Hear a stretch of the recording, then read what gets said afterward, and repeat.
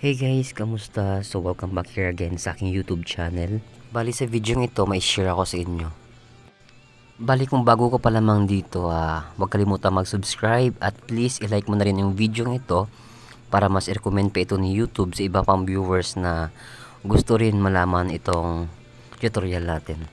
Bali dito, so kung gusto mong palitan ang pangalan mo sa iyong Mobile Legends account or IGN account, so meron tayong pagbibilhan na kung saan makakamura tayo ng change name card. So kung ready ka na, okay, magsimula na tayo. Okay, dito i-back mo lang ang account mo. Tapos dito sa diamond sa itaas, yung nakita yung white na gumagalaw, yung may plus sign sa ating diamonds, i-click nyo yan. Then kapag ganito naman yung lumabas guys, i-click nyo itong S35 first recharge or season 35 first recharge. Kapag ni-click nyo, ito yung lalabas. So dito na tayo makakabili ng change name card for only 50 pesos or 50 diamonds rather. Bali guys, I just want to share na itong change name card dito ay ito na pala yung pinakamura na pwede nating mabili. Kasi yung change name card sa shop mismo ng Mobile Legends ay sobrang mahal, maybe nasa 200 diamonds. So kaya dito kayo dinala para makatipid kayo.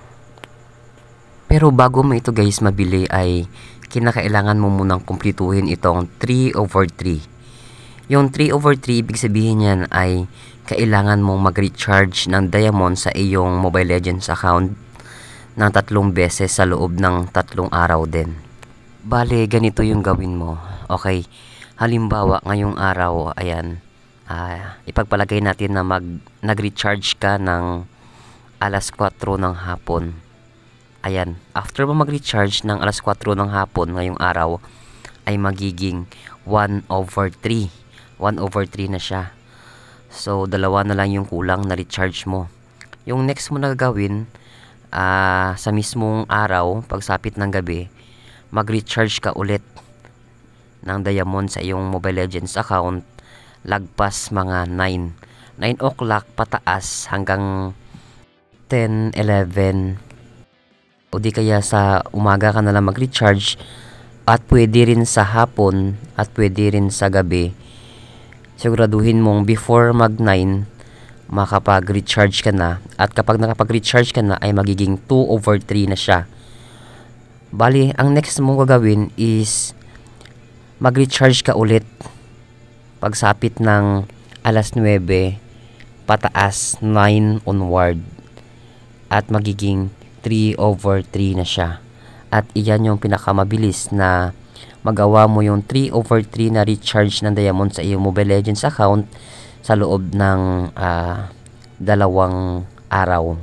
So bakit ba na palaging 9 PM or 9 onward dapat? Kasi guys, dito sa change name card natin, yung recharge ng diamonds ay nagre-refresh siya tuwing 9 ng gabi. Bali dito guys, kung hirap ka talaga intindihin yung rules dito, ganito na lang yung i-recommend ko sa'yo para di ka na mahirapan. Okay, ngayong araw, mag-recharge ka. Alas 12, mag-recharge ka ng diamond sa iyong Mobile Legends account, at automatic magiging 1/3 na siya. Next, ang gawin mo is bukas, pag alas 12, mag-recharge ka ulit ng diamond sa iyong Mobile Legends account, at automatic magiging 2/3 na siya. Yung next mo gagawin, bukas makalawa or pangatlong araw mo na ng pag-recharge, bukas makalawa, alas 12, mag-recharge ka ulit ng diamond sa iyong Mobile Legends account, at automatic magiging 3/3 na siya, at pwede mo nang bilhin itong change name card for only 50 pesos. So ang tanong mo naman siguro ngayon, ilang diamonds ba ang dapat na i-recharge mo? Okay, i-assume natin na mayroon ka ng balance na diamond sa iyong Mobile Legends account. Assume natin na meron ka ng 50 na diamonds na natira. So ang gawin mo is mag-recharge ka lang ng 5 diamonds sa unang araw, sa pangalawang araw, mag-recharge ka ng 5 diamonds ulit. Sa pangatlong araw, mag-recharge ka ulit ng 5 diamonds. Okay, kasi meron ka namang 50 na balance sa iyong Mobile Legends account, so enough na yun para pambili ng change name card. So kung ganito naman na wala kang diamonds sa iyong Mobile Legends account, yung gawin mo is nisa-suggest ko na sa unang araw mo ng pag-recharge, mag-recharge ka ng 20 diamonds. Then sa pangalawang araw na iyong pag-recharge, mag-recharge ka ulit ng 20 na diamonds. So total of 40 na. So next na sa pangatlong araw, mag-recharge ka ulit ng 10 diamonds at magiging 50 na siya, which is enough na siya pambili ng 50 na diamonds. I mean, pambili ng change name card.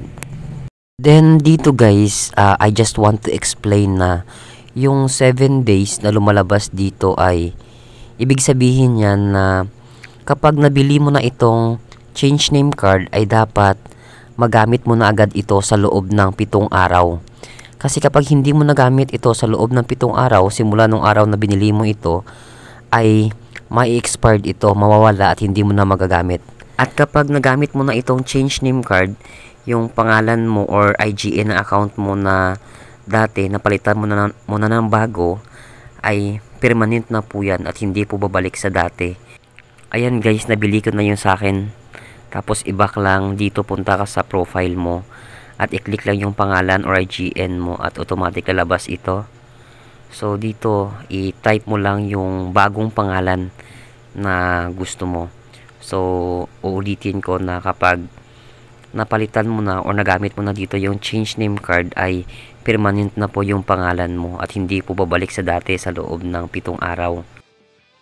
Siguraduhin lang na wala pang gumamit ng pangalan na gagamitin mo, kasi kapag may gumamit na, hindi ito ma-approve ni Mobile Legends. So dito sa akin okay naman kasi ako pala yung unang gagamit ng ganitong pangalan. So ayan lang guys, sa video ito napalitan ko na yung sa akin, so okay na siya.